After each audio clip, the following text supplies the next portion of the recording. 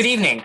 My name is James Nerona, and I'm the Program Director for Special Olympics Ontario. And I'd like to welcome all of you to the first session of the 2021 Virtual Volunteer Conference hosted by Special Olympics Ontario.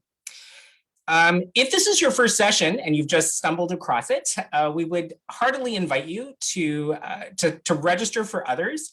You can find our volunteer conference information and schedule on our main site at specialolympicsontario.com.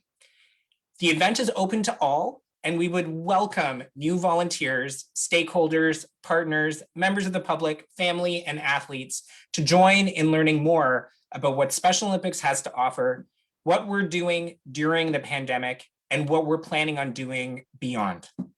Today, we've got a very special program where we are going to be talking about unified sport and programming. We've got an incredible panel, which Kirsten Bobby, our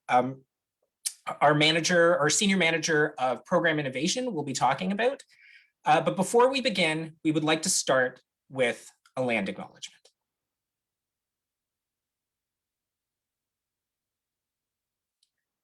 We begin by acknowledging that though we are meeting virtually, we are all on land that has been inhabited by Indigenous people for thousands of years. In particular, we acknowledge that the Special Olympics Ontario office is located on the traditional land of the Huron-Wendat, the Haudenosaunee, and most recently the Mississaugas of the Credit First Nations. This land is governed by the Dish with One Spoon Covenant between the Haudenosaunee Confederacy and the Confederacy of Ojibwe and Allied Nations. Today, this meeting place is still the home to many Indigenous people from across Turtle Island, and we are grateful to have the opportunity to work, live, and play on this land. Thank you. And now I'd like to turn this presentation over to Kirsten Bobby. Thanks, James, and welcome everyone to our actual first live session of the conference. If you missed the opening on Saturday, make sure you check it out on Facebook. It was a great way to kick everything off. We've got a month worth of content that starts tonight, and we're so excited that it starts with a chat about Unified. We've got a great lineup of presenters that have volunteered their time to come on and share their stories and their areas of expertise as we kind of extend and open up some more conversations about Unified, which we can't wait to have. So I'm going to very quickly go through everyone that is here with us this evening. You're going to hear from Stephanie King. She's a high school educator out at Glebe CI, which is up in Ottawa. And then Stephane Levere, who is an educator at Casselman, a French school that's in a small town called Casselman that's actually just between Cornwall and Ottawa. They're both kind of really great champions and advocates for unified programming, and they actually use unified in very, very different ways in their school. So they're a really good testament to how unified can be used differently and how it can be integrated potentially in your own setting as you look to maybe start or extend what you're doing in unified right now. And then we're going to hear from Jenna Smith, who works at Western University. And Western's been running a fantastic unified university and college basketball program over the last number of years. They're definitely champions of the movement out there. And Jenna's here to share her story with all of you. And then we will hear from Kelly Arbour-Nicitopoulos from University of Toronto. And Kelly and her great team did a lot of research work around Unified, particularly around the 2019 Invitational Youth Games that we hosted in Toronto just a couple of years ago that featured unified athletes in high school, university, and college, and in a number of leadership settings. So we're really excited to hear Kelly's the results of all of her research and for her to share her story as well. And then you just heard from James, but he'll be back at the end to chat about kind of like bring it all together and what this all means for all of us and going forward and where we can look to expand unified opportunities in all of our different settings. And we recognize that everyone's coming from a lot of different backgrounds. We've got some educators, some volunteers, some coaches from all kind of areas of Special Olympics. And we're so excited that you all decided to join us here tonight. I'm sure we've got some athletes tuning in, maybe some unified partners. So we're really looking forward to talking to all of you and to hearing what you have to say. Just a quick note, if you are tuning into this conversation from the Zoom webinar, there's a little Q&A area at the bottom of your box. Please feel free to write any questions that you have for either all or any one of the panelists in there. We're going to be taking questions at the end as a group, and we'd love to hear from you.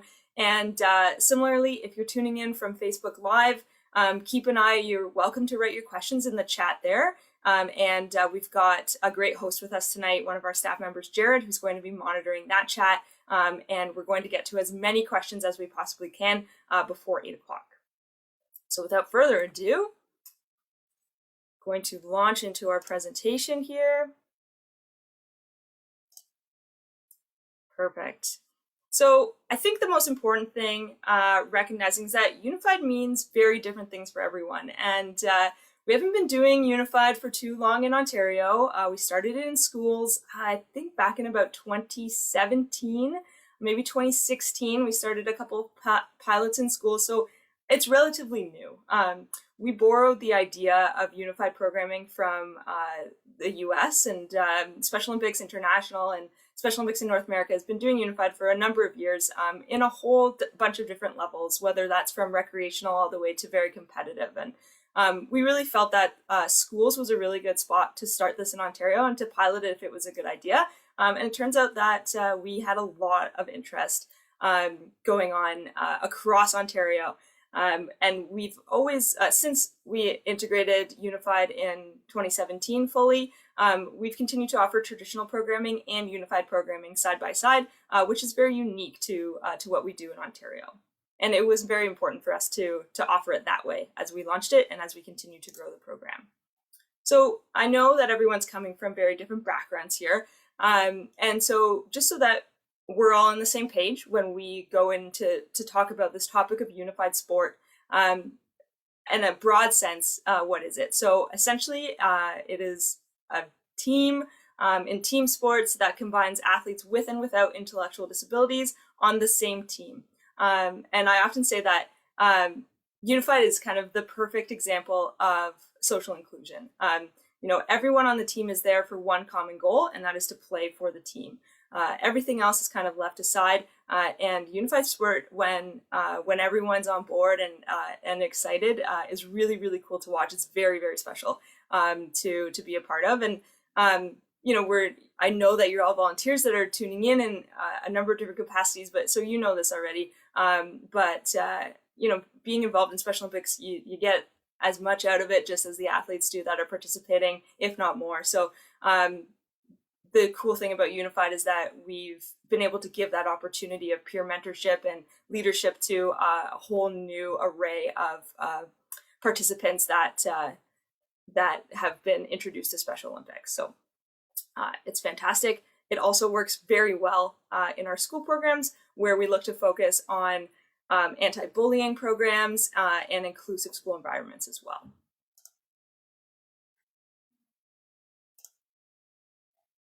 The benefits, I know a lot of our panelists are going to talk about today, they're pretty much endless, but really I think they differ based on what type of unified program you're running and really what you want to get out of that unified program. So, you know, absolutely, you're introducing a whole new gauntlet of people to all of the great benefits of Special Olympics, which could result in more volunteers, donors, especially when we look at unified programming in the schools.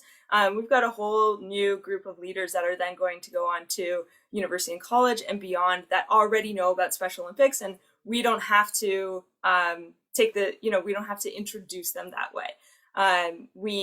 There's a whole another area of wins that we get from this, whether that's partnerships with universities like Western, where our athletes get to get access to their facilities and practice. But really what we want to focus on is that there are more opportunities for Special Olympics athletes to participate. There's more opportunities for people to get involved in Special Olympics. It's a very inclusive and enjoying environment. And then at the end of the day, there's more people that know about Special Olympics and support the movement in whatever way, shape, or form it is. So our first guest that I'm going to introduce today, Stephanie King from Glebe CI. She's going to tell you her story about how she started Unified in her school and what that's meant for their whole school environment.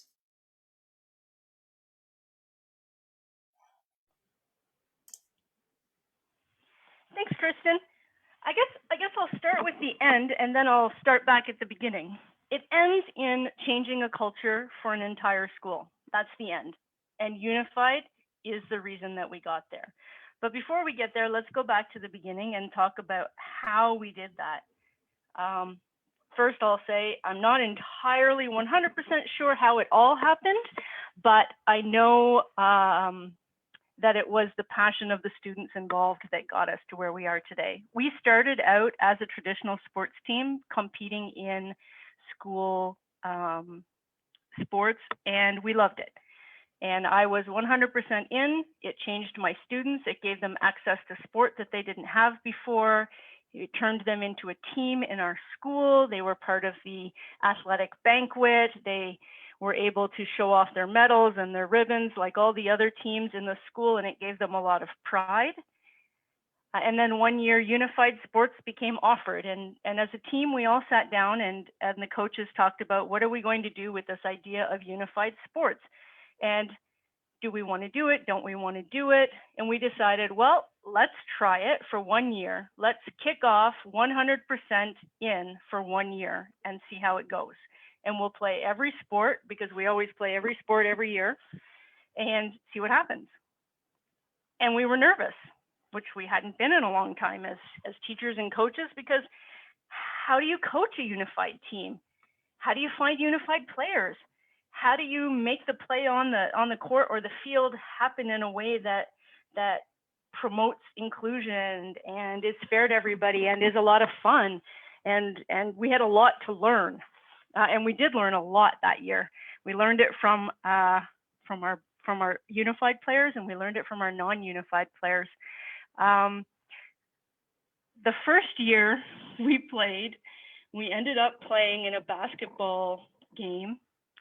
And the basketball game got really, really, really competitive in a way that I had never seen my players play before.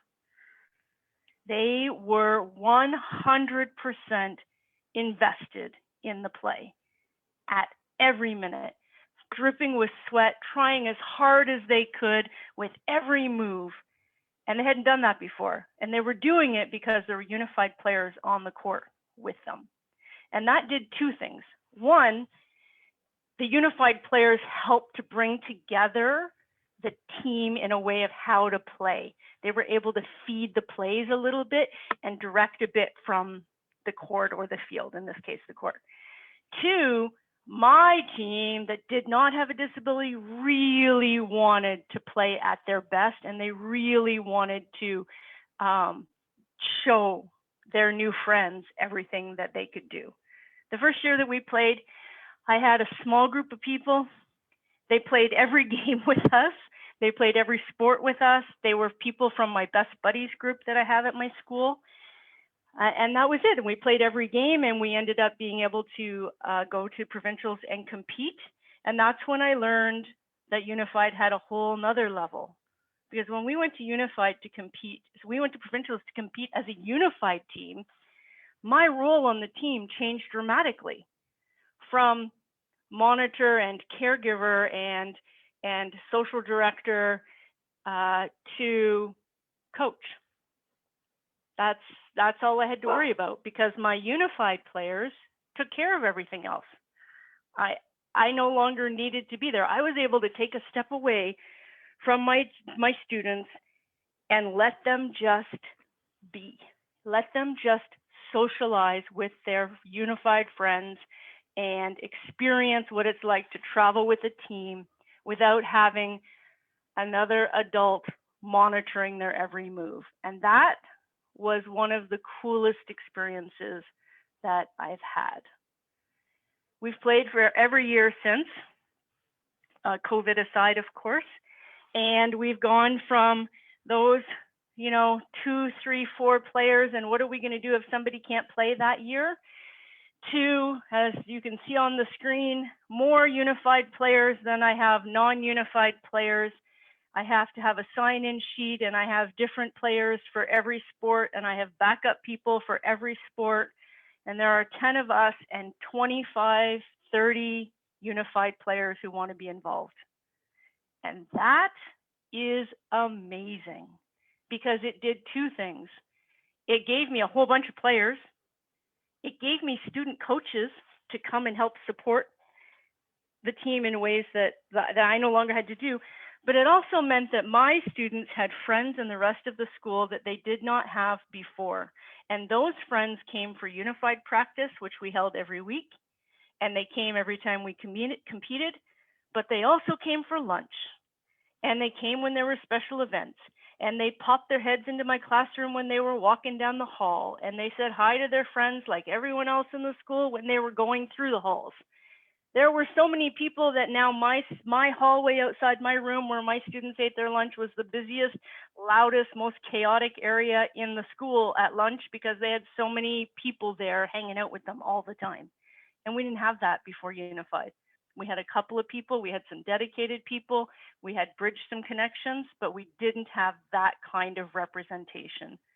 And we didn't have friends from every grade, from both genders, from people who were really interested in just doing it because they were best buddies or they were interested in helping, to people that were athletes who didn't quite make the team, who just wanted another chance to play sports in the school. Because there's a whole bunch of people in our high school who wanted to play sports and couldn't make the team.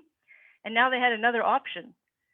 And we had players who were unified who just didn't know that they wanted to play sports. They hadn't done it before. So that was really, really magical. It then took off. We had so many people involved that some of the unified players started to start their own initiatives. And I had unified players start up intramurals, unified intramurals in our school. So now our unified teams were part of the intramurals, and my students would sign up, and other people would sign up, and they would play unified intramurals at lunchtime. In every sport that we have intramurals at our school, we also have unified intramurals, and I didn't do that. There was no staff involvement in that. That was student driven, student maintained. I supported it, I helped it, but that came organically from unified players in our school. Those same unified players that now work in the field, some of them are in universities now, and some of them are peer tutors in classrooms, and they do co-op placements. They are 100% invested in their friends. And that was such an amazing experience for us to observe. My players are now supported by someone other than just their coach, and I think that is amazing. They also get the most amount of praise when they hit the athletic banquet because they're always so proud, and the rest of the school is proud of them as well. I've gone from having students that didn't like sports to having a classroom filled with athletes who were excited about sports, who wanted to play. And I've had some really interesting experiences. Floor hockey, for example, everybody wears a helmet. And when you wear a helmet, you can't necessarily tell who is a unified player and who is a Special Olympian. And so everybody just plays at their best, always being careful to make sure that everybody's safe and trying as hard as they can, regardless of who's in front of them, because they're just a team doing the best they can. We've had sports teams, we've gone out, and sometimes our unified players are not the most talented players on the field. Sometimes it's my Special Olympian athletes that are the most talented person on the field, especially bocce, the great equalizer. I have had so many unified players come out and play bocce, and the reason that we may win a game is because of my SO athletes. Unified sports has changed the culture of my school. It has changed the way I approach education. It has changed my ability to access volunteers in my classroom. It's changed the amount of students that want to come in and do co-op or peer tutoring with us. It's provided friends that have gone long beyond the year they play with us to through the summer to the next year, to come back after they've come home from university. They still come by years and years later to see their friends. We have get-togethers at the end of the year to celebrate them. I've had students who qualified for OFSA and qualified to go to provincials with us who chose to go to provincials with us over OFSA because this is the team that they felt the closest to. Unified Sports has changed every aspect of inclusion in my school. And doors are now open that were never there before. And they open now at a pace that is remarkable. I could get volunteers or teachers to open up their rooms for almost any reason now, simply because Unified Sports created enough relationships that everybody then became friends and interacted.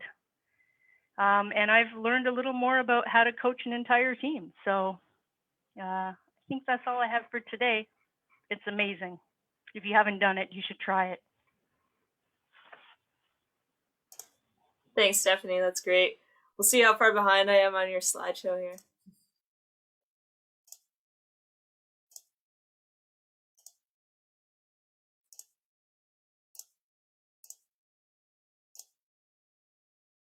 So many great pictures from over the years. Stephanie's team at Glebe has actually been at every single school championships from when we started back in 2012. And every single unified championship as well. Next up, we've got Stephane Levere from Casselman. Stephane's going to share his story about how unified looks in his school.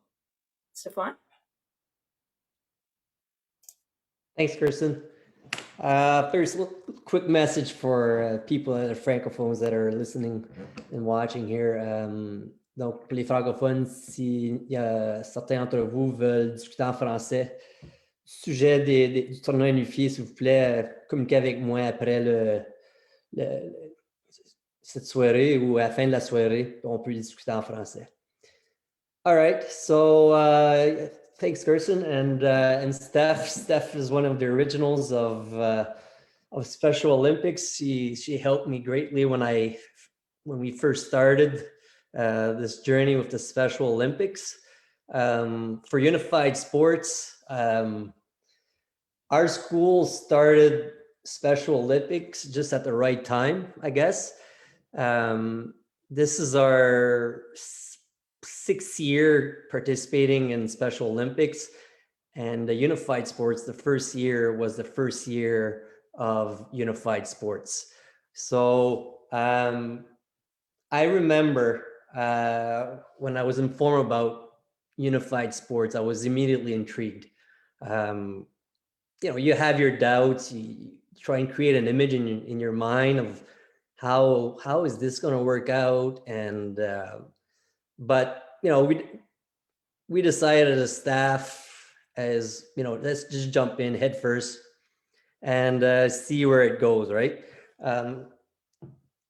Unified sports was going to be perfect. We saw it as inclusion, but kind of a reverse inclusion, right? So usually you've got our special needs, or the traditional athletes that we call them, who have to adapt to other environments, right? Now we've got unified students that have to adapt to another environment, right? Come into our environment, come into our traditional kids environment. So that was a really different aspect, a really nice aspect that I was intrigued and enjoyed the fact that was happening. So, I was told by Special Olympics Ontario, the first year where you're questioning, right, that both students would be equal partners on the field and playing on an equal and same playing field as any other team would. So I went with that. So I knew that we wanted our kids, our unified kids, to be good teammates. I wanted the teams to play hard and play fair. Our traditional kids were higher functioning. So I wanted to push them in our program. I've got 30 some kids, so I've got kids from all ranges, right? All different abilities. So to start with, we started with Unified, where okay, we'll try and compete. We didn't know what the competition would look like. This is the first year, right? We knew there were provincials, so we're like, we don't know. Like the first tournament, the first Unified tournament was soccer. You know, but we had success. And the success that we had was the fact that the chemistry between the Unified kids and our traditional kids was something incredible. And we started seeing where it was chemistry between teammates and not chemistry as the Unified kid taking the traditional kid as, looking down at him as he's a Special Olympian. It was more of okay, we're a team now. Let's do something together. So the great thing about Unified Sports, where it was started in this region anyway, when the last year before COVID, was we started having a recreational division and the competitive division. The biggest right now that's hurting a big Unified division in the Ottawa region is numbers. There's not enough teams. So you've got some weaker teams playing against some stronger teams, and it kind of, it makes for unbalanced competition, and that's not what Special Olympics are all about. But at the same time, even if it's Special Olympics, you still want the stronger teams, to be competitive. You don't want to hurt them. You want them to play at their hardest. At the same time, you want the recreational teams also to be able to play hard and have a chance to win. So if numbers can go up even more, and we started seeing it, especially in basketball, the tournaments really got interesting, really got interesting. I choose my students a little differently from Steph. We do have a Best Buddy program at school. I also teach regular phys ed, and I choose my Unified kids. They're usually athletic kids. Like I won't choose the best basketball player in school to play on the basketball team to dominate, but I will choose athletic kids. And I never know how they're gonna, what's the chemistry is gonna look like. But I know I always do choose those good kids. I know that they'll be respectful, and I know that it won't be, it won't be a gong show with them. I just never know, what's going to be the comfort level of them playing with a Special Olympian. I want them to push the Special Olympian. I want them to create a team, a chemistry with the Special Olympian. So we do have a team, like Steph says, and that kind of comes naturally. And I remember when we got to the provincials, the second year we went, I coached the hockey team, the floor hockey team, and I found myself where I was like actually coaching. I'm from a competitive sports background outside of Special Olympics. I coach hockey, coach volleyball, and I started actually coaching, and it was a great feeling because you weren't thinking about so and so is a Special Olympian. We got to be careful of that. No, it was coaching, and you're teaching them, and you're strategizing with these kids for a common goal, and that's to compete and to win. And there's nothing better for learning than sports, and I truly believe in competitive sports. And I saw Special Olympics where you can have competitive sports and at the same time have the kids learn how to deal with stress, how to deal with failure, how to deal with success also, right? How to be grateful. So I could see where unified sports can really do this. And the funny thing is that, yeah, our higher, our higher functional traditional students are usually pretty motivated already. But when it came to unified sports, though, the energy just simply goes to another level. Um, I've told teachers, you have to live it, you have to see it to believe it, to see how competitive it gets, how these kids will, in floor hockey, will block shots and just sacrifice themselves just to help the team. And I'm convinced, and this is the special part, unified students make traditional students feel invincible.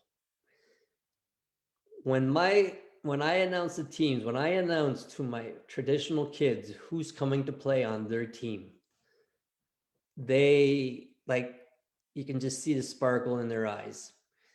They think they can conquer the world, and you see it in their conversation. You hear them. Their confidence level just goes up. So that's the effect of unified students on traditional students. I remember the year that I was coaching at the provincials of floor hockey. We were quite competitive, and I could see even unified players, everybody taking it seriously, and that was the fun part, right? Everybody's taking it seriously. So I could, so a unified student comes to me and says, look, we're going to play this team. We've played them. We've already lost against them. But I feel that if we can take, so we had two traditional athletes who were extremely fast.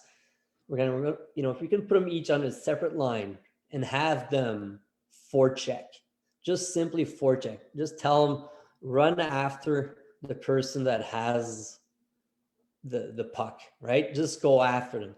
We feel we can tire them out. So I'm like, okay. I'm like, I like that idea. So we bring the team in, and we come with and this is half an hour or so before the game. And I had one student, the one student we were alternating between with him and another student to be a goalie. And this student really liked being a goalie, but he was a way better forward than a goalie. So, I came up to him as any other coach would in a normal team, would say, look, we've got the semifinals here coming up. I know it's your turn to be a goalie, but we really need you as a forward, because this is what we're going to do. He didn't take it that well. He was pretty sad. One of the unified students knew right away what to do, right? As any good captain would do. Went to the kid after we had the team meeting, and that I had told this kid that what was the plan going forward. And he was able to change the guy's mind, the kid's mind. And he played, we made it to the finals, lost to the finals, but he played unbelievable, just unbelievable. And I totally, it's all because of unified. It's all because of my unified kids who were able to support me and act as a leader. And my student definitely, I often see where they will listen to the unified student, way more attentive than they will with me. They look up to them, right? So that's how, that's pretty much how I do things at our school. What it does, so we had a few years ago, there was the World Unified Soccer Championships, and I was lucky enough that two of our students were asked to go and participate for Team Canada.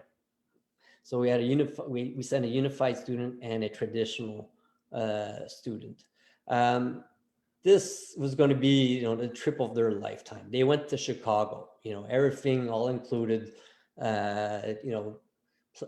practice. They had a training camp in Toronto before leaving for Chicago.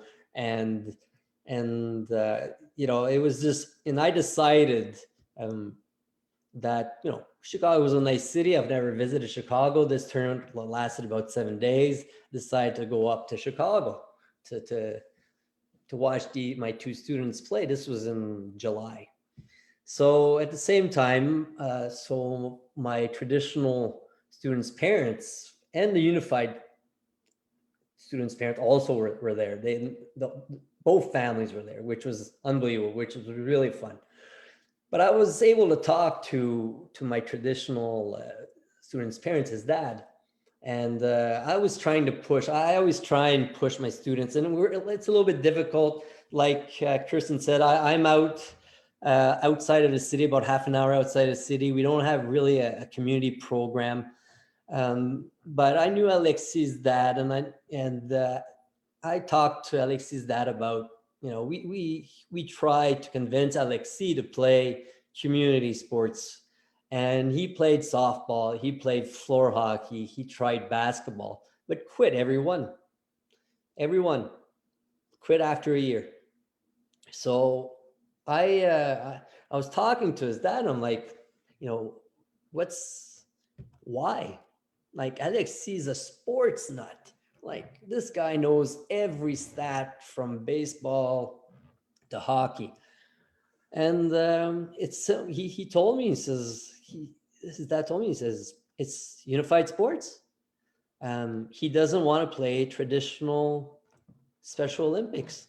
He wants to play unified sports. He likes to socialize. He likes to compete with just a unified player.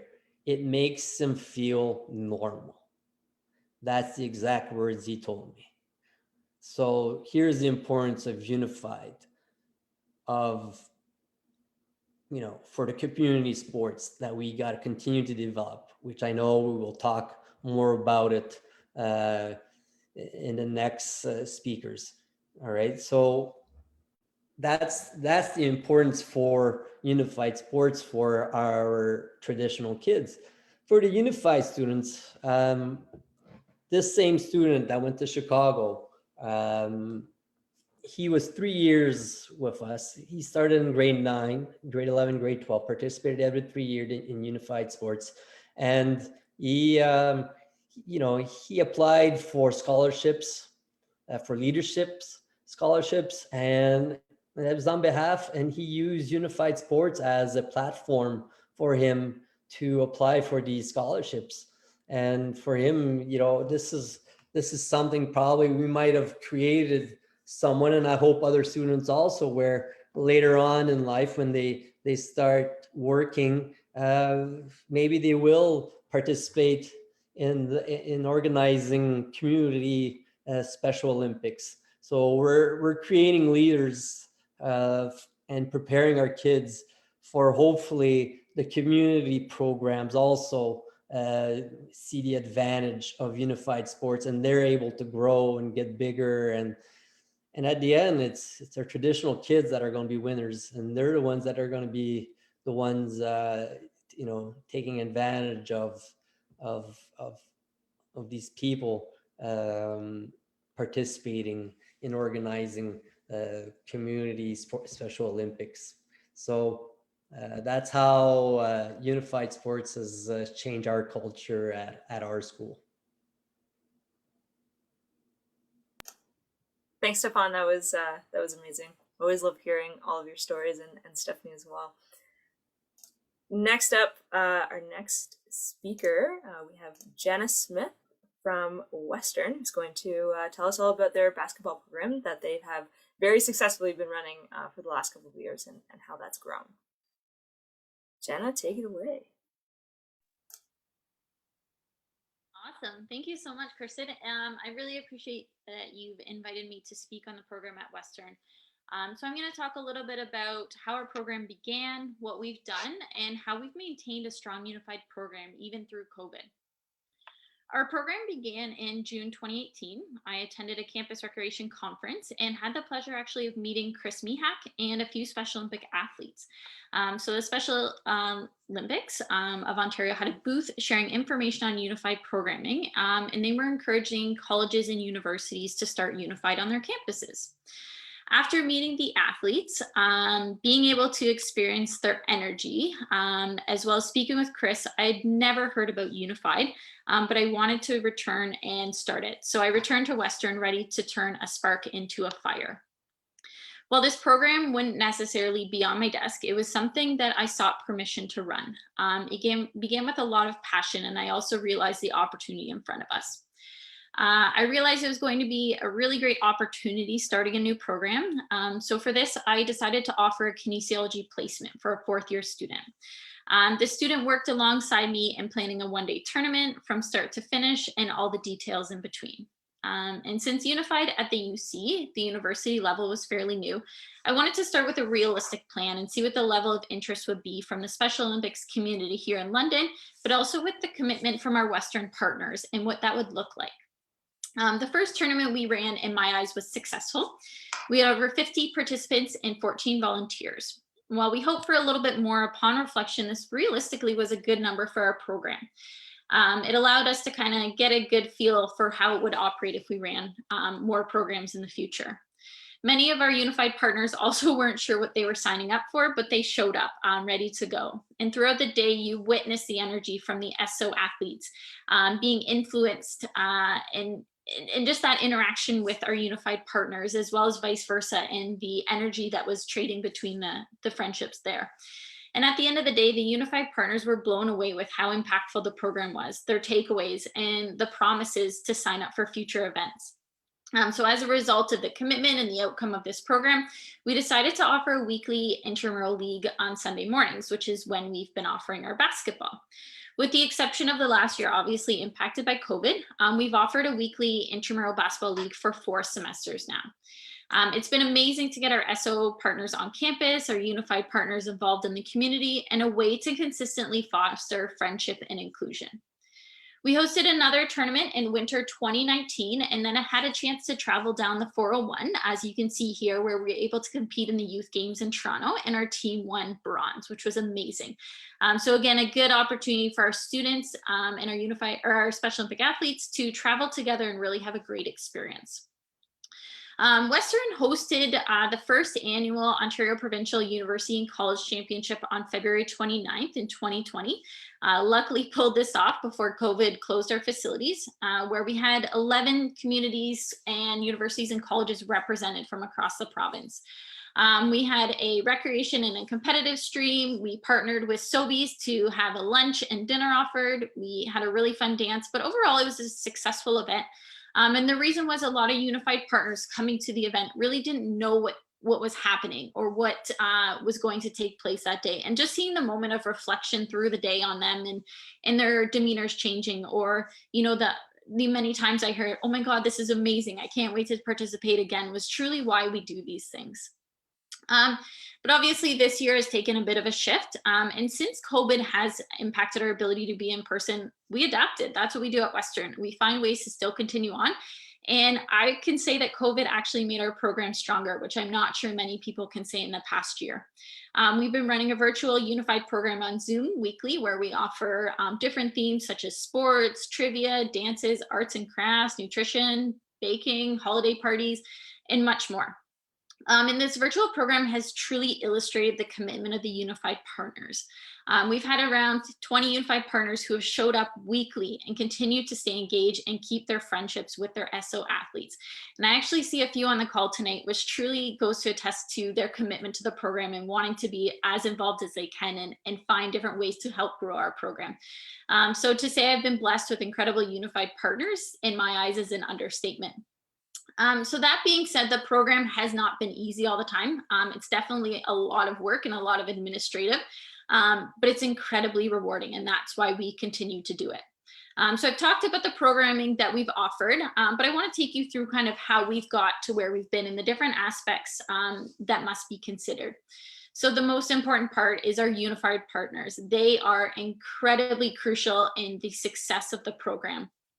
So at Western, at the beginning, we focused on promoting the benefits that the program offered. And to me, this was starting by recruiting programs where we knew students would professionally benefit by having this on their resumes. So whether it was kinesiology, teachers college, disability studies, anything that they'd be able to, really truly learn from that would help them going forward. So my main approach that I took with the different programs and the faculties was to highlight the experiential learning opportunity available to them and the benefits it would have. So for example, by incorporating opportunities of experiential learning into curriculum, students develop basic skills that will support them in a workforce or achieve a higher level of academic performance. Or experiential learning participation has been linked to the development knowledge and skills such as communication, problem solving, leadership, confidence, and empathy.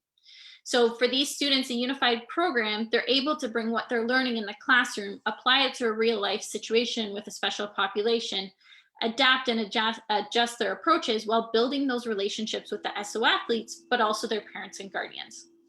Other benefits that we've highlighted are the effect of changing attitudes towards people with intellectual disabilities, success in building self-esteem and confidence in people with intellectual disabilities, a way to improve understanding and acceptance of people with intellectual disabilities among their non-disabled peers, connecting course material with a real-life special population, the ability to connect and develop a stronger community with their peers, their campus partners, and a fun, unintimidating sport league. And this has been the biggest one for us because a lot of our unified partners are coming in saying, I don't play basketball, I don't know how. And the biggest thing that we can turn around and say is, that's okay, we just want you to be here. And then they're able to grow in that program and see that it's not truly about the sports, it's about the partnership and the inclusion. So while the experiential learning has been the way that we've introduced the students to Unified, it's likely the last reason that they remain engaged and involved. The first session they come out to, they're a bit unsure of what to expect and even nervous, but they leave in a completely different mind frame, ready to return the next week and often bring friends with them. So getting 4 or 5 unified partners who are committed is your goal to start off with. Once they see what that program's about, they'll encourage their friends and their classmates to join. And they'll even take it a bit farther. So to brag more about our unified partners, I've actually had 2 students involved who started a club this year on campus called Western Words Matter, where their focus is on promoting inclusive language on campus and uniting Western students with intellectual disability communities and creating an educated campus. So to me, it's pretty cool that they're trying to find more ways on campus to grow what we're doing. And I wanted to include a few testimonials from our unified partners who have been involved in our program. So every week I look forward to participating in the unified program because I know I will be met with smiling, happy individuals who just want to have fun. I leave every session with a smile and something new that I've learned. And I'm very grateful for the people I have met as well. The next one, participating in the unified program at Western University has been an extremely rewarding experience. I believe connecting people with and without intellectual disabilities helps foster social inclusion and understanding. The friendships and memories created throughout this program have really been the highlight of my year. And 2 more. It's a privilege to be involved in Unified Special Olympics. To be a pillar in communities' time during the pandemic keeps everyone looking forward to the next week and feeling less lonely. I'm a better person for having the opportunity. I look forward to Unified every week. It's a great opportunity for social interaction, and I always leave the session feeling happy and rejuvenated. It is amazing what each of us can do for each other and the amount of joy I feel being part of this group. So as you can see, the unified partners, they're involved, they're engaged, and they're excited to be there. They're the glue that keeps your program running and the success behind it. Another important aspect is your SO athletes, right? It's the most rewarding part to work with them. The SO athletes and their families, they're committed, they're supported. They're going to show up from near or far and be extremely excited and grateful each session that you have. Families are going to support you in any way they can. They're going to share and support the programs, the initiatives that you're offering to their network, but they're truly going to be a champion and stand behind you. The ability that we've had to develop relationships with parents and guardians who have registered their SO athletes since day one has been the most meaningful.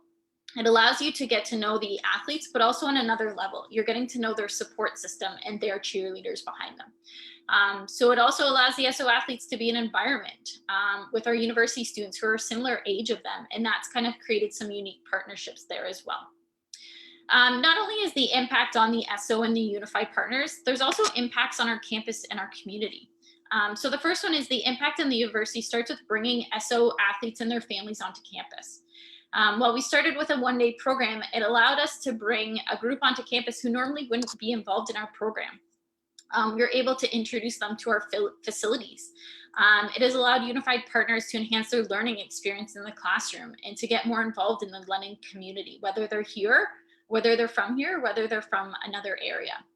It's encouraged our department within campus recreation to create partnerships across Western. So whether it's with campus police, hospitality services, parking, varsity, or many others.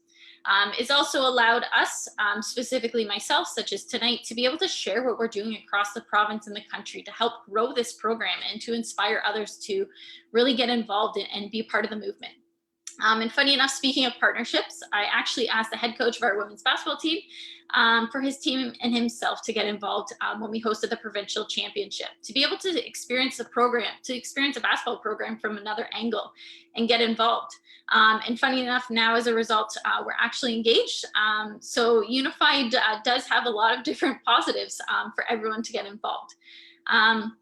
And bringing this up to our athletes, when we told them we got engaged, the first question that was asked are we all invited to the wedding? So it was quite sweet and a great example of how close we've all grown together over time in our program. And through this program, personally, I've become more passionate about Special Olympics. I absolutely love this organization and everything it stands for. I typically can be found with tears in my eyes during each event, just based on witnessing the happiness and inclusivity of everyone who's in the gym at that time. It truly does bring me to tears because I feel so privileged and beneficial to be a part of that. So that's something that for me personally, I've created strong friendships and partnerships with Special Olympics Ontario, Special Olympics London, with our athletes and their families. And it's created an avenue for me personally to watch our students grow and develop while being in awe of truly their commitment and engagement. This program started as a result of 3 Special Olympic athletes who won over my heart back in June 2018. One who had their stuffed dog along for the ride.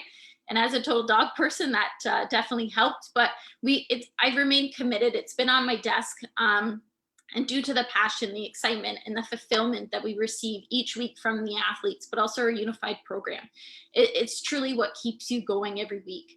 And while I've worked incredibly hard, the commitment from other campus recreation programs across the province may differ. We have a lot of tasks, and we somehow have a lot of little time, like yourselves, I'm sure. I've shared this program and my learnings with many institutions quite often. Other schools have run small tournaments or have had intramural leagues. But my goal is to grow this program across the country, not just across Ontario, but across the country. And I've been working my butt and presenting as much as I can to truly share the message and the meaning of what Unified's all about. So while this program is successful at Western, it might require more work from the community side to launch a new program where you are, to ensure the program runs and sustains. But I promise you, and this is my promise going forward, it is absolutely worth it. It's worth all of the time that you put into it. And you can see here on one of the Zoom calls, we had a Halloween. So just seeing everybody show up and being happy to be there is truly what it's all about. So I'm excited for all of us to unite over Unified. And I just want to thank you for the time tonight. Thanks so much, Jenna. That's so great. Next up, we've got Kelly Arbour-Nicitopoulos from University of Toronto. Kelly, I don't know if you have lots of great stories like that to share about your unified experience. I'm sure you do from all of the research, but I'm looking forward to it. Just a note, Kelly, before I let you start, I know we are encroaching on 8 o'clock. We're going to keep going for a little bit longer, 20 or 30 minutes still here to make sure everyone gets their due time, and certainly we'll still be open for questions. So stick around and stay tuned. Thanks, Kelly. Thanks, Kirsten. It's a pleasure to be here and speaking with such a great group of panelists. My name is Kelly Arbour-Nicitopoulos. I am an associate professor within the Faculty of Kinesiology and Physical Education at the University of Toronto. And in terms of my background is in health and exercise psychology. My research focuses on disability and physical activity and how best to create different opportunities within the community that enhance quality participation in physical activity and sport for persons with lived experience with disabilities. So while I have not had the experience to coach any unified programs, I have been part of a variety of different programs, the development and testing of those in persons with disabilities. So I just wanted to first start off there. And what I'm going to be presenting today, I mean, I like going last because I think everything that everyone's talked about, it really is coming out in the research that I've been part of. And I know that Kirsten has said it's the research that I've been doing, but actually Kirsten and James have been part of this research from the very beginning. So they're part of the research team. And so these themes that I'm hearing being talked about in terms of changing community and school culture, how to find players, we call those unified athletes, unified partners. So these are things I think are going to come out in the work that I'm going to present to you today. But before I begin, I just want to acknowledge all of my collaborators that are part of this research project that are listed there on the screen. So in terms of the research that myself and my colleagues undertook, so Kirsten mentioned in the beginning that the research that we had done did take place during that 3-day inaugural 2019 Youth Games, but it wasn't about the Youth Games per se. The Youth Game presented an opportunity to look at the experiences in unified sports for those with and without intellectual disabilities, as well as there's been some discussion. I know that myself and others have been involved in discussions around, you know, what are the differences maybe in traditional sports versus unified sports? Does one type of sport program offer a better experience, a quality experience versus another? So we really wanted to look at that from a research lens, and specifically around unified sports, to learn about the experience of those athletes and coaches who've taken part in unified sports. So the first question I have posed there, we want to look at the quality participation experience of athletes in unified sports and traditional sports. We took more what we'd say a quantitative lens. We did a survey that was administered during the Youth Games. And then that second question about the experiences of in unified sports specifically was more of a qualitative piece where we did interviews with athletes and coaches. So that the heart of this research is looking at what we conceptualize as being a quality participation. So I'm one of the many researchers who are part of the Canadian Disability Participation Project, known as the CDPP. And this is an initiative that involves researchers and community partners that provide services to individuals with different types of disabilities. And as part of this initiative, we undertook a lot of research looking at what makes a quality participation experience. And that's defined as when someone is achieving, in this case, an athlete, is achieving their involvement in sport as being satisfying and enjoyable, and in the experience outcomes that they consider important. So it doesn't mean that a quality participation has to be more at a competitive level or recreational level. It's really at the heart of what the athlete in this case is wanting to what they find to be enjoyable, of that being a quality participation.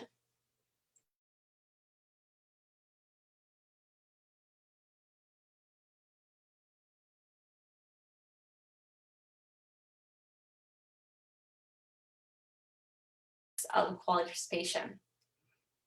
So Kirsten, you just want to flip to the slide there for me? Great.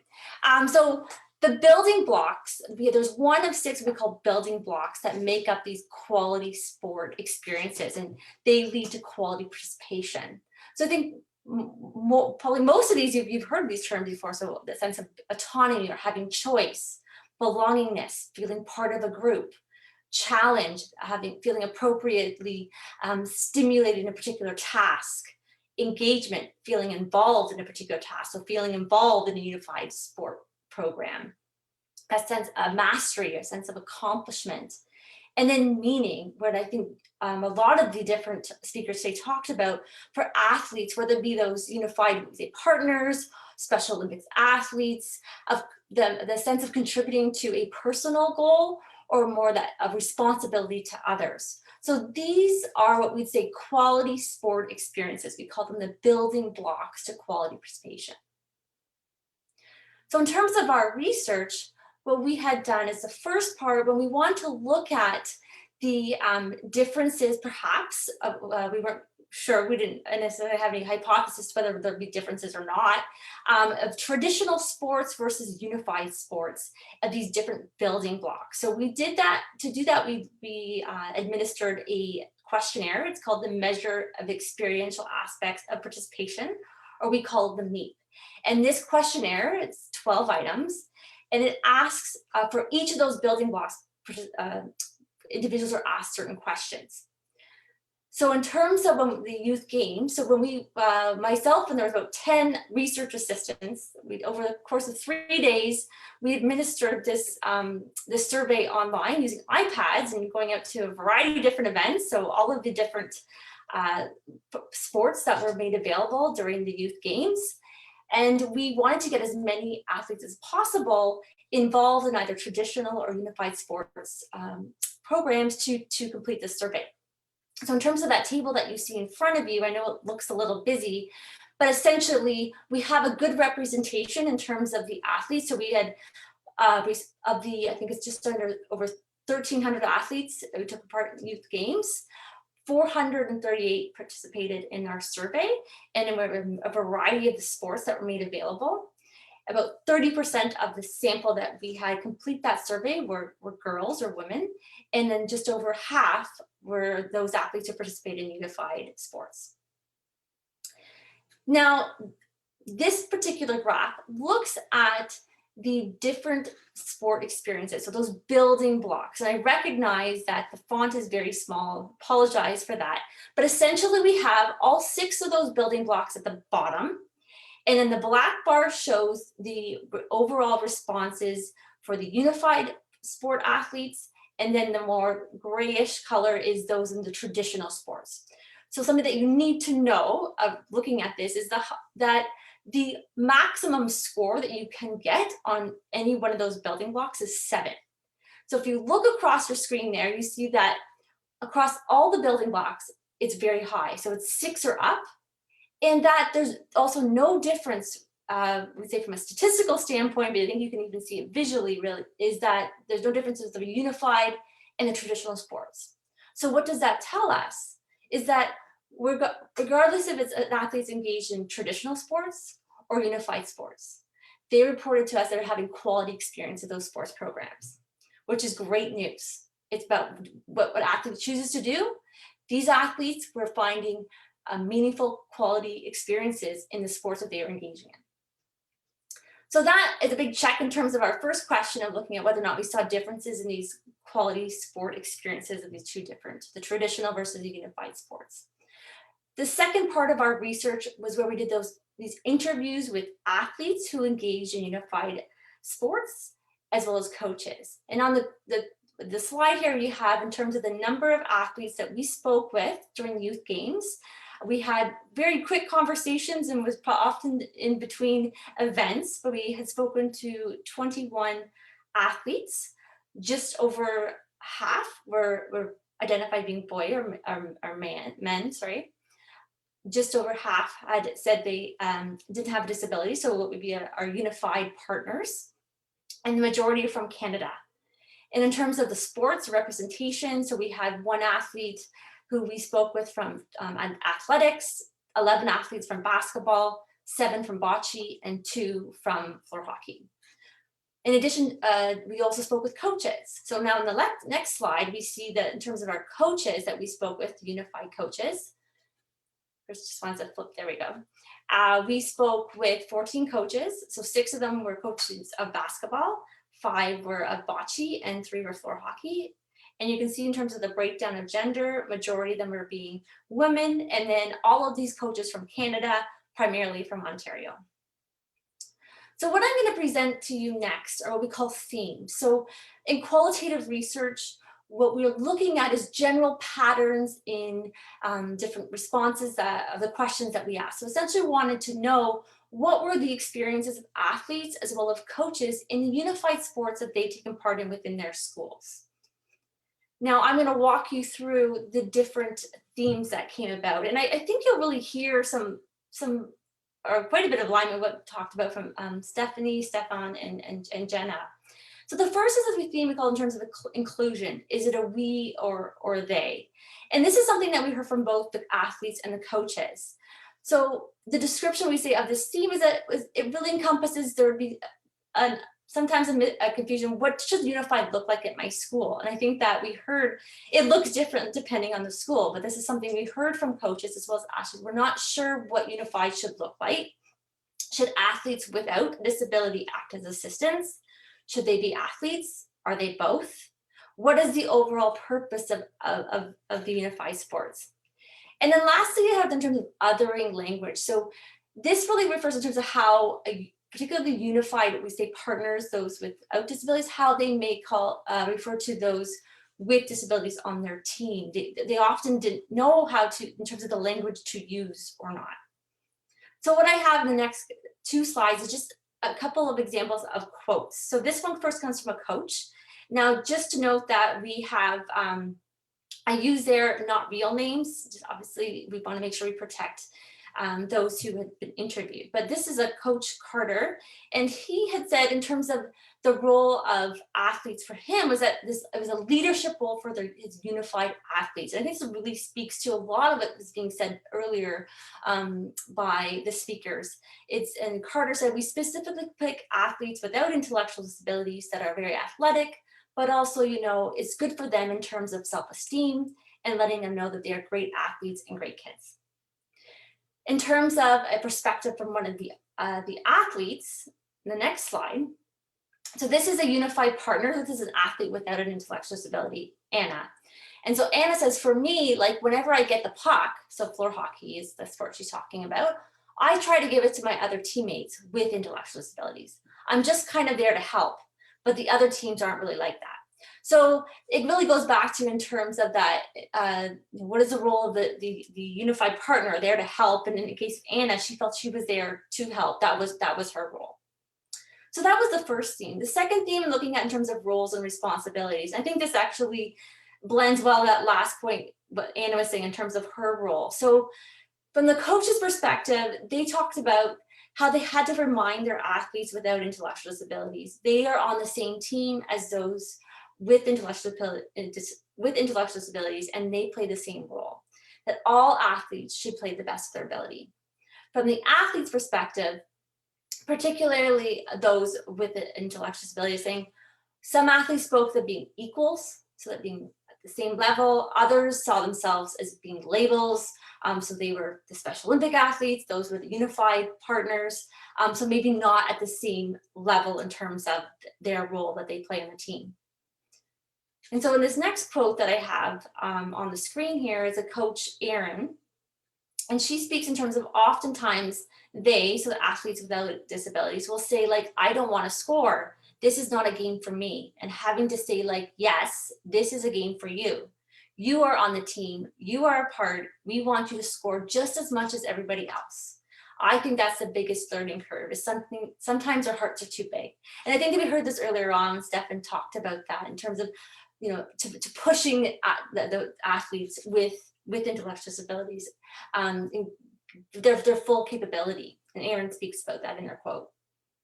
The next theme in terms of what was found is the overall arching in terms of inclusion, the educational school being a context for inclusion. And I think this really came out when Stephanie was talking a lot about just the not just the sport, playing sport together with being that sense of inclusion, but beyond that, those athletes that then started their own intramural teams. So this is really came out from the coach's perspective. So inclusion begins at the school, unified sports being a benefit for education on inclusion, which can then transfer to other school or other environments, community environments. And this next quote, I think this is a testimonial from Stephanie herself, so I hope she's okay that I'm sharing that.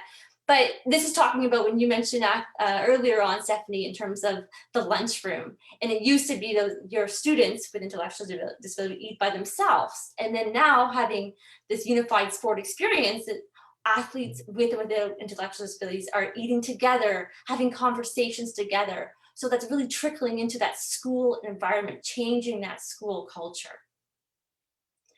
And then lastly, in terms of the theme that we saw, this idea of buy-in. And I heard this come out a lot I think Stephane, you talked about, giving Unified a go, or it's a novel experience.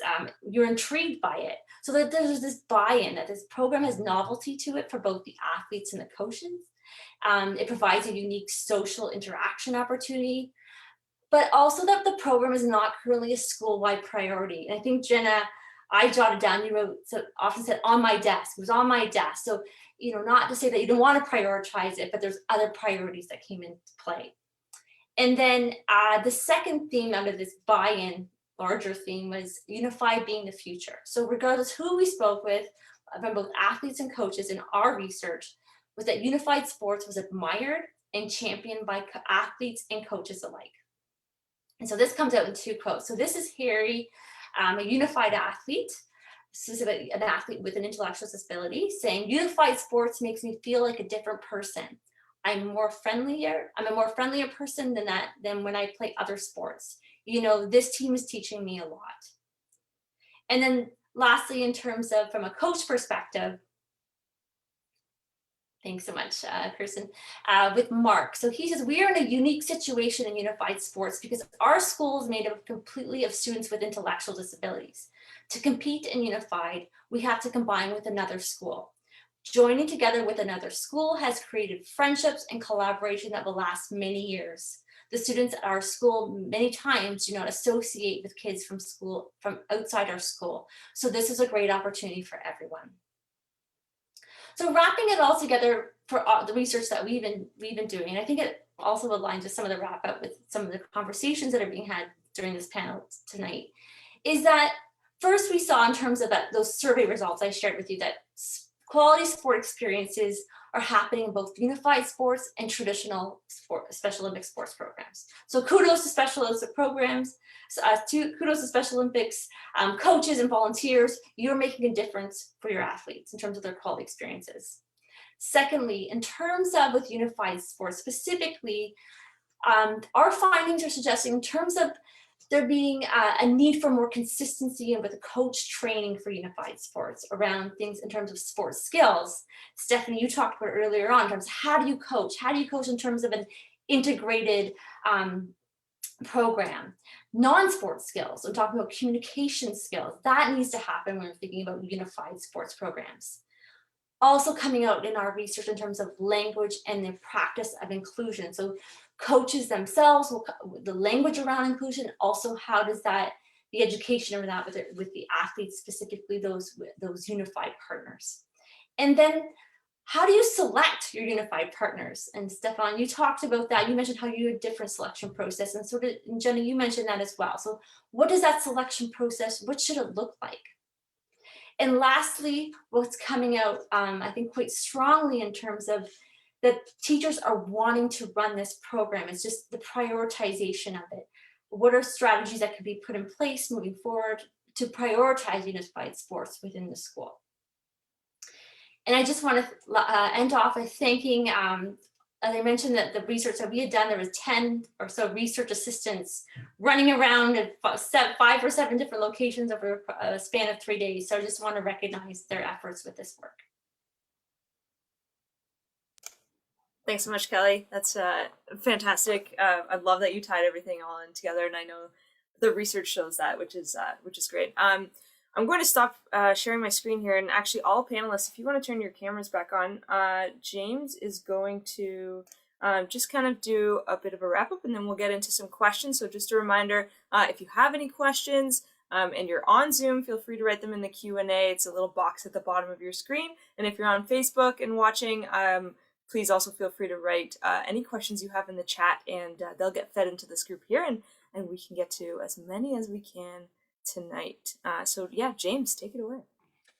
Thanks, Kirsten. And I think I should start by saying that I can't even begin to do justice to or to have a story that would be greater than what you've already heard. The folks that you've heard from today are really the first wave of Unified. And I want to be very clear about what I mean by that, because they have literally been the pioneers that have created both the structure the passion and the momentum for all of this, and that has obviously spanned the gamut of school competitions to secondary schools to post-secondary schools to the research and the analysis that backs this up, right? I was making some notes and scribbling as I was listening to all of this, and it strikes me that, you know, my own story, and I think the story that Kirsten and I have experienced together over this unified adventure, and she's laughing, often started with us having actually been part of conferences held by Special Olympics International in the United States, where they would talk about what they did within the schools program. And Kirsten's laughing because the gamut of what can happen under that umbrella that is called unified is massive. And you're seeing it here, right? You're seeing it in the differences between what Stephanie and Stephane have experienced in the range of their programming. You're seeing it in how Jenna has built out what college and university programs look like, right? And I would put to all of you that you're going to start seeing it in the quality and capability of your athletes and volunteers in your local communities as well. And the story that I often come back to, and it's one that everybody on this panel has heard like 300 times, so I apologize in advance, but is I always go back to that very first, what was then called Four Corners, the very first school championships that Stephanie was at. And I always tell the story about how, because it was just another program that we were doing at the time, right? I was the guy who got stuck like meeting the buses. And I always tell the story about how like I was there in Waterloo and a school got off the bus. They were from Oakville. I won't name them for fear of totally counting them out or singling them out, but got off the bus and their teacher was in tears. And that's a strange thing, right? Because you're worried that something has happened. And so I asked her, I was like, are you okay? And what she described was this. She said that never before had the kids in, like, had her kids, you know, in her team been able to go away for a competition. This was their first, like, overnight. It was the first time that they were seen as representing their school. We had school programs in their school for going on a decade, and that teacher had been part of it for that entire time period. But what she described was this. She said that when her athletes, sorry, when her school had a tradition, which basically said that, or basically what they did was, if a team made it to a provincial final, they held a pep rally. And we had sent a bus to pick up this team at an absurd hour. It was like 6:30 in the morning because we didn't have the funds at the time to keep people overnight for an extra day. And there were 5 members of the team and 2 coaches. And she didn't think that anybody knew that her class or her team had been participating in what was then called Four Corners. And she showed up on the front lawn of the school at 6:30 in the morning, and there were 250 kids in that school out there on the front lawn to cheer those 5 Special Olympics athletes on. And that has stuck with me, right? The fact that this was more than just the Special Olympics athletes that were involved. This was an entire school that was engaged. And since then, that was what, Kirsten, 2012, right? Or 2011, right? Since then, we've started to see Special Olympics athletes in their school be named MVP, be part of the athletic life of their school, getting their athletic letter, participating on a wide and community-driven scale within their school, right? And that is more than just tokenism, and that's more than just, hey, we've got Special Olympics at our school. That's saying we have sport at our school for our athletes with ID, and they are just as qualified and just as athletic as everyone else. Unified brought something completely different to that table. And the thing that it brought to that table was saying that all of these athletes could compete together in meaningful competition. That's what, you know, Kelly's research showed loud and clear, that these were quality experiences that people want to be part of. And this presentation is an exciting one for me because it's actually the bookend of this conference. What that teacher said about that moment, you know, being on that front lawn, was, James, I know what this means for my kids. I know what it means for their development. But that moment was the first time that I, as a coach, was treated like every other coach in this school. And that is something that's critically important for us to remember when we're talking about Unified, because it's about providing opportunity for volunteers.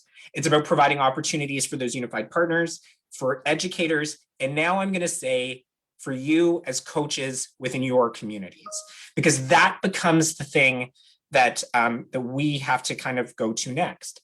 And the bookend of this presentation or of this conference is, what does it mean to be a volunteer in a unified Special Olympics program? Well, I would invite all of you to be part of that second wave. This first conversation has been about what is unified. And I would encourage all of you, if you haven't already signed up for it, to make sure that you're there for the presentation that I believe is on the 19th, right, Kelly? Which is the, it's the very last, or second last, or do I have it wrong? I think it's the 13th. Oh, the 13th, there you go, the 13th, right? So the, but the 13th, which is the sport and belonging presentation, because there you were going to hear the voices and the stories of athletes who have been part of a research project about what it means to belong. And what you're going to see in that presentation are the stories that come back from athletes who have experienced Unified and what that means for them. And almost universally, the question that they ask is, we experienced Unified in high school with coaches like Stephanie and Stephane. We've gone and we've done Unified in college and university with programs that Jenna and this passionate group of like college and university volunteers have created. And now they're coming home and they're saying in the Casselmans and Ottawa and Toronto and Mississauga, hey, where's the opportunity to do that now? And that's what we have to figure out, because those volunteers that are being created through the Unified program are exactly the group that we can now capitalize on to create these programs locally. And that's what we're hoping to see. So that's it. That's the challenge that we would put out to everyone, that that Unified is something that is not going away. It doesn't mean that it will, and then just to ease this burden, right? It doesn't mean that it will simply replace what we already have. Quite the contrary. It's another tool in our toolkit, and it's a valuable one because it allows us to live inclusion in a different way. And it allows us to potentially look at our communities and our volunteer recruitment and all of the rest of it in a much more holistic manner, where we can grow people all the way from high school, all the way up through university, and right into your local programs. And that's what I've got. Thank you very much for joining us today. And to all the panelists, I can't thank you enough for everything that you've done. It's been tremendous. Thanks so much, James. Really appreciate it. I know that we've run over time, so I don't want to dive everyone into too many questions. And I think, you know, a lot of people are probably wondering what's next for Unified.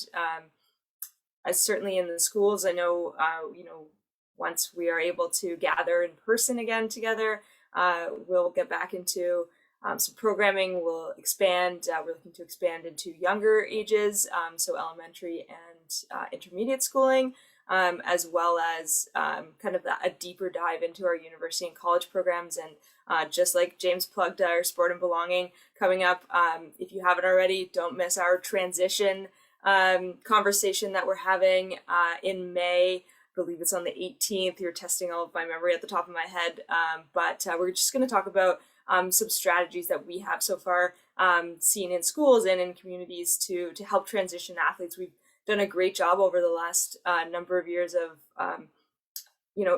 introducing new people to Special Olympics, whether that's from an athlete and a unified partner side, and doing that in schools and in university and colleges. And we want to make sure that that transitions properly into more growth within the community than that. So I'm just going to take a quick look at the Q&A. But James, did you want to make any comments? I know I've seen some chatter in here and on Facebook about maybe what sports we might be expanding to in Unified, and what communities might be able to look to too, or maybe just new opportunities for them to get involved in Unified as well. Yeah, you're gonna put me on the spot and make me commit to things. I know that a lot of our partnerships type programs, I know for communities that have seen Canoe and Kayak, for example, a lot of our partnered opportunities, we're like, you'll see Unified there because that's something that is fairly easy to introduce in that manner, right? And I would expect that, we'll be looking, and sorry, Jenna, to put you on the spot here, but we'll be looking at what's happening, in the college and university space, which has largely been basketball, with some introduction of things like bocce and some team sports like that. But truthfully, we haven't stipulated what that development pathway would look like, because we want people to be able to explore this space, right? And I think that what we're open to are conversations, not just with our partners when we've got a partnered program, but also with communities as a whole, because to start this process, it really has to be a development one that happens on the ground at the grassroots level, right?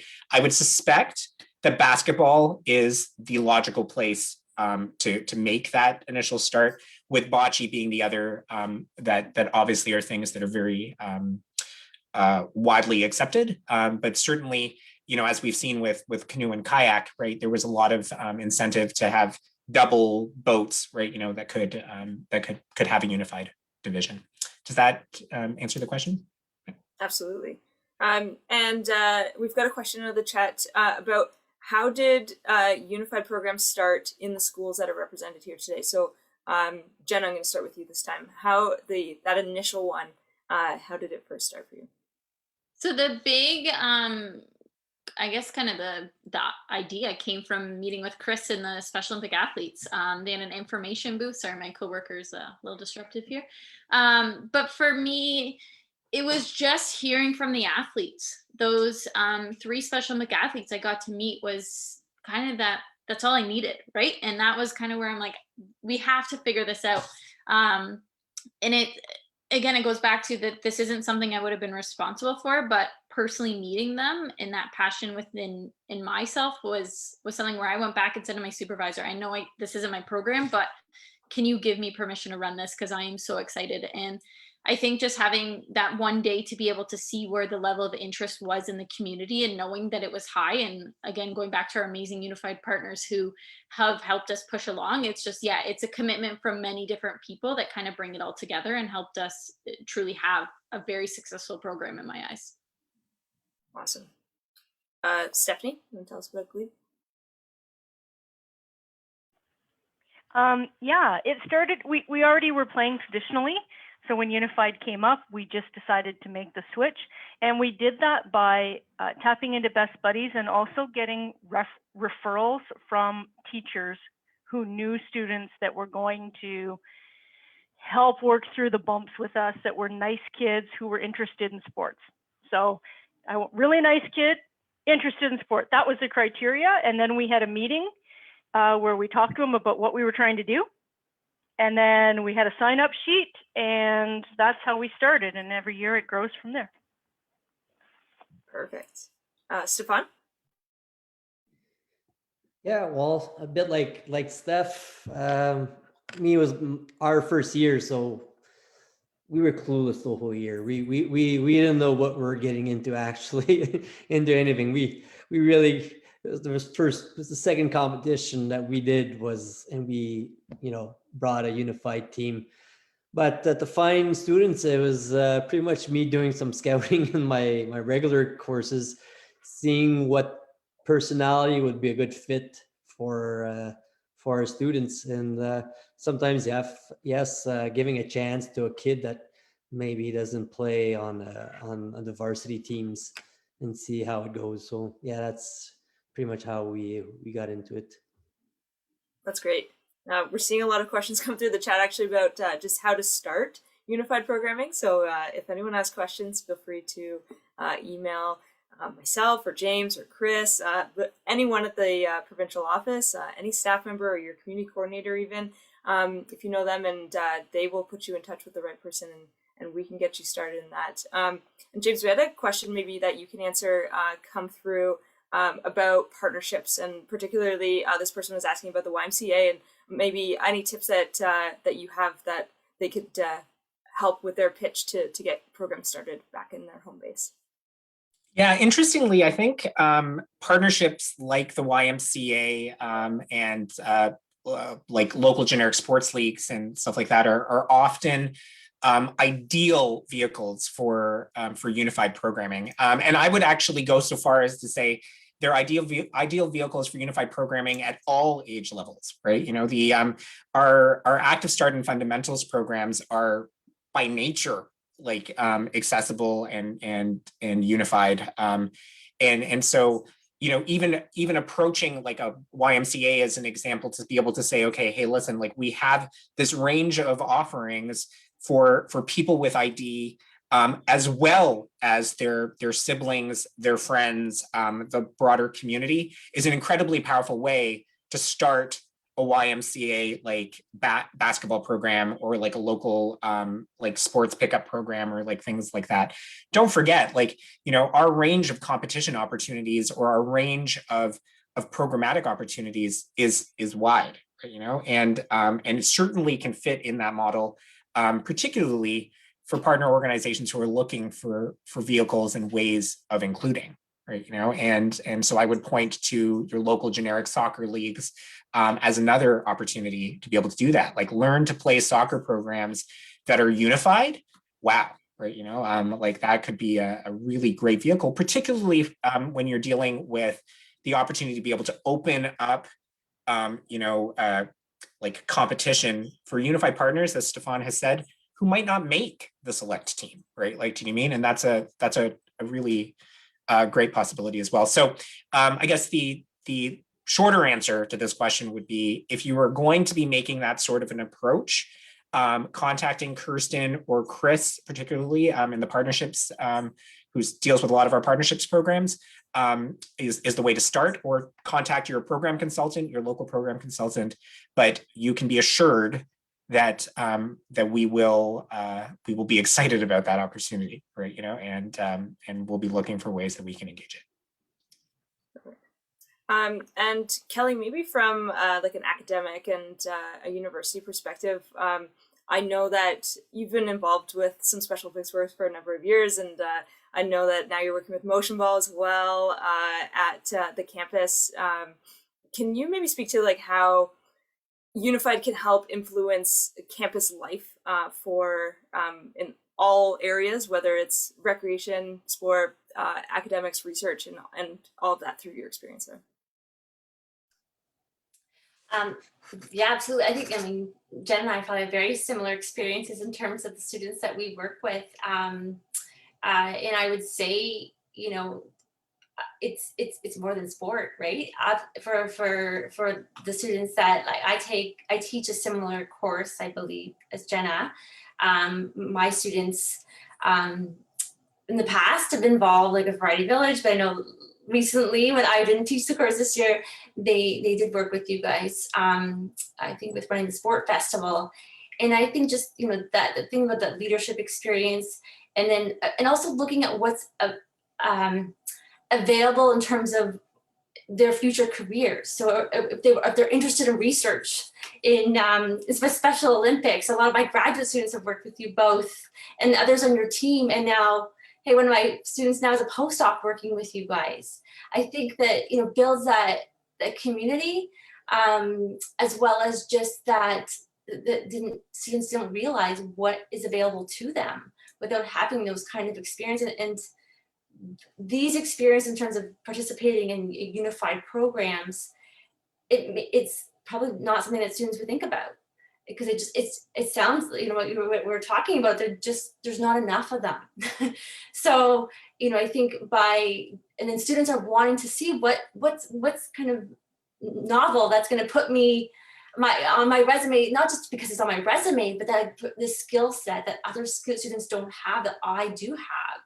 So, you know, and I think that piece of it is really important, but also I think just those friendship pieces to it as well. And for both the athletes, the Special Olympic athletes, the unified partners. But I think that's what I see a lot of the students that take my class and go on with their research, they didn't know it was available until they were exposed to it. It's totally fair. James, did you have a... Yeah, and just to build off of that, I mean, as many people know, Special Olympics runs a fairly comprehensive summer, well, what was summer, but like our student program and internship program. We receive, I mean, this past year was, I think, about 3,000 applications, but in previous years, we've received as many as 5,500 applications for what amounts to 60 positions across the province. And Kelly's referring to, you know, some of the research positions that are part of that. What's been really interesting over the last few years, and I'm pointing to all of the people who are responsible for it right now on the screen, is that those applications have grown and grown and grown, but the number of people who have identified that they found out about being able to work with people with ID in sport has largely happened because of things like Unified, or because of participating in classes like the ones that Kelly offers, and so on and so forth. And it's creating this whole cohort of people, as Kelly just mentioned, that are wanting to commit, you know, to working in this space and volunteering in this space, which is a very, very cool thing, because that's what will change, like, you know, the equation for the future is all of these students coming out of Kelly's class or coming out of these unified programs, right, who are saying, this is where I want to be. This is what I want to do. This is my passion in life, you know, and that's what they're being introduced to, which is very, very cool. Absolutely. Awesome. Well, I can't think of a better way than that to end tonight's session. Thank you all very much for your time, and thank you to everyone that tuned in to watch. As we mentioned, it's only the first session of a whole month, so if you haven't already, make sure you sign up for many more. Information's available on the specialolympicsontario.com website, on Facebook if you're already there, and everywhere else. But thank you, everyone. Appreciate it. Be safe, and we can't wait until we get to speak at conferences again like this in person and see you all again. Thanks, gang.